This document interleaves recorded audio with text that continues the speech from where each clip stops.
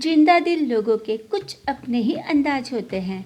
न खाने की चिंता, न सीमित संसाधन का रोना धोना, और ना ही सोने उठने बैठने ठहरने की चिंता।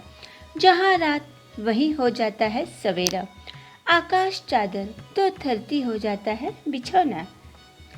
गुप्ता जी कुछ इसी तरह की यात्रा पर निकल पड़े थे और चलते चलते रांची स्टेशन पर पहुंच गए।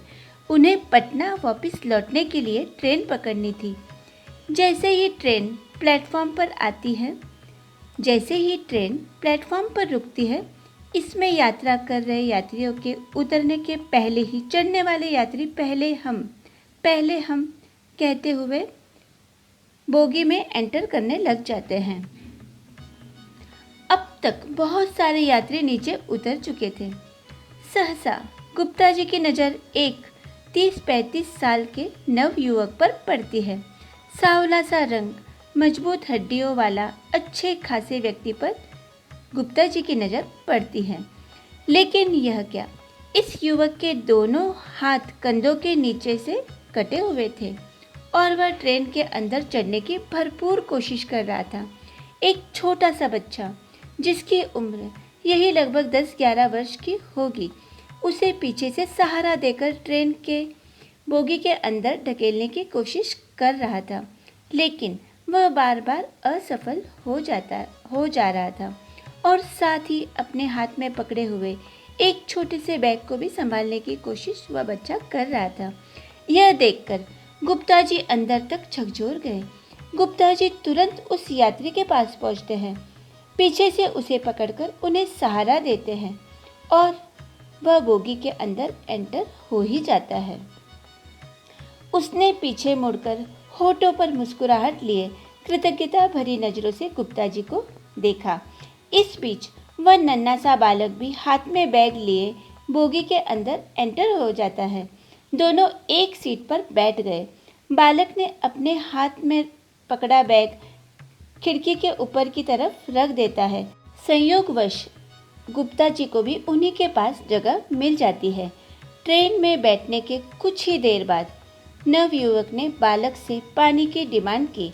बालक ने पानी की बोतल का ढक्कन खोला और धीरे धीरे युवक को पानी पिला दिया। गुप्ता जी अब अपने आप को रोक नहीं पाए। उन्होंने धीरे से नवयुवक से पूछ लिया, कहाँ जाएंगे? मैं गया जाऊंगा, यह उत्तर नवयुवक का रहता है। पास में बैठे बच्चे को देखकर गुप्ता जी कहते हैं, यह कौन है? तब नवयुवक कहता है, यह मेरा पुत्र है। उसने पुनः मुस्कुराते हुए उत्तर दिया। क्या करते हैं आप? गुप्ता जी ने पूछ लिया। कुछ नहीं, बस यूं ही, कभी यहाँ तो कभी वहाँ, उसने हंसते हुए कहा। उसके इस अंदाज से गुप्ता जी हैरान हो जाते हैं। उसके चेहरे पर झलकते आत्मविश्वास के भाव से गुप्ता जी चकित हो जाते हैं। ट्रेन चल चुकी थी।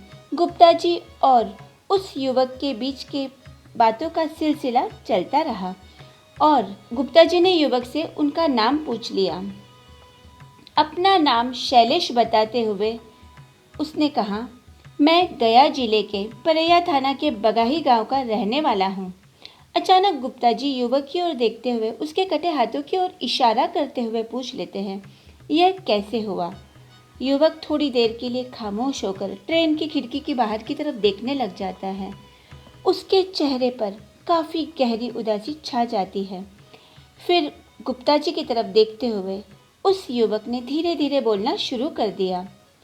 युवक कहता है, मुझे बचपन से ही ईश्वर के प्रति बहुत आस्था रही। गांव में जब कोई साधु सन्यासी आ जाते तो मैं उनके खातिरदारी में जी जान से लग जाया करता था।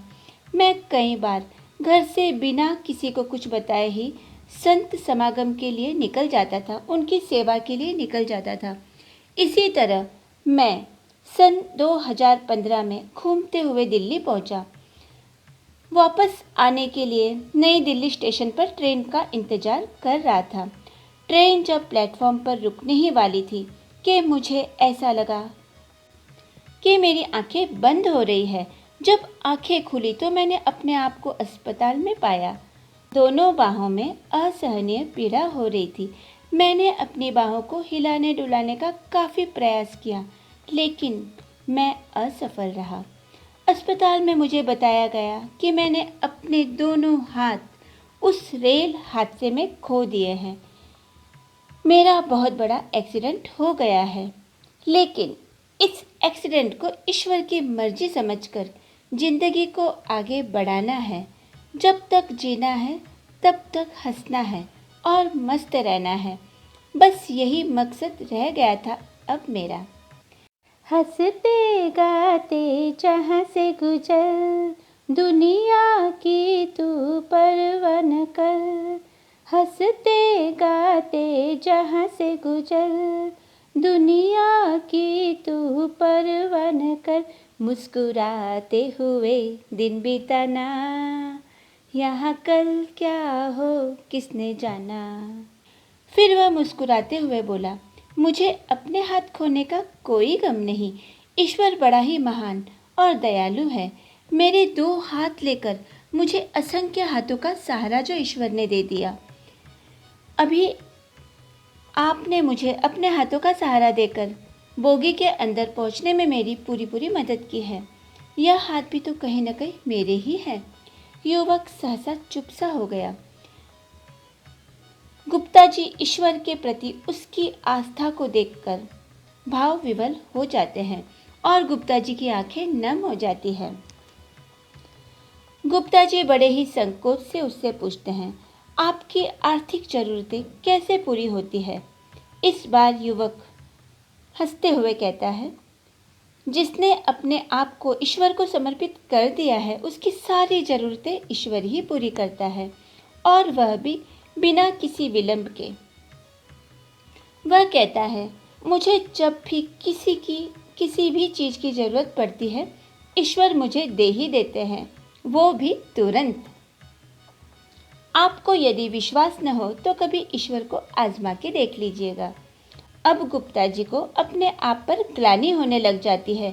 सोचने लगता है कि कैसे छोटी छोटी चीज़ों को लेकर मैं परेशान हो जाता हूँ और बार बार संकट आने पर ईश्वर से प्रार्थना करने लगता हूँ,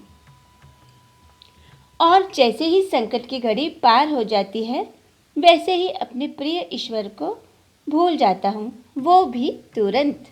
कितना फर्क है उस नौजवान और गुप्ता जी के विचारों में। आज गुप्ता जी को पहली बार इस बात का एहसास हो जाता है कि सामने बैठा निशक्त युवक वास्तव में मुझसे कई गुना ज़्यादा सशक्त है। गुप्ता जी मन ही मन ईश्वर से क्षमा याचना करते हैं। कुछ समय के लिए गुप्ता जी मौन हो जाते हैं और भगवान का शुक्रिया अदा करने लग जाते हैं। बातों ही बातों में सफ़र कैसे कट गया कुछ पता ही नहीं चला। ट्रेन अब गया स्टेशन पहुंचने ही वाली थी। फिर वह अपना छोटा सा बैग लेते हुए अपने पिता का हाथ पकड़ लेता है। युवक ने मुस्कुराकर अपना सिर थोड़ा नीचे झुकाकर गुप्ता जी का अभिवादन किया। दोनों पिता पुत्र ट्रेन के गेट की तरफ बढ़ने लगे और धीरे धीरे गुप्ता जी की आंखों से ओझल हो गए। इस कहानी से यही सीख मिलती है कि ज़िंदगी आज बहुत खूबसूरत है। इस खूबसूरत ज़िंदगी को जीने के बजाय हम हर पल आने वाले समय के लिए बेवजह परेशान होते जाते हैं।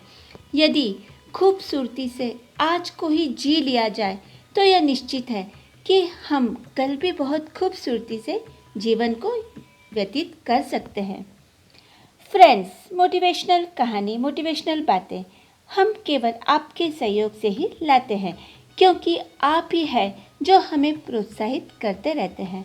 तो फ्रेंड्स, प्लीज़ हमारे चैनल नेवर स्टॉप बिलीविंग को लाइक शेयर करें, और हाँ, सब्सक्राइब करना बिल्कुल ना भूलें, और कमेंट बॉक्स में अपने कमेंट भी लिखकर भेजिए।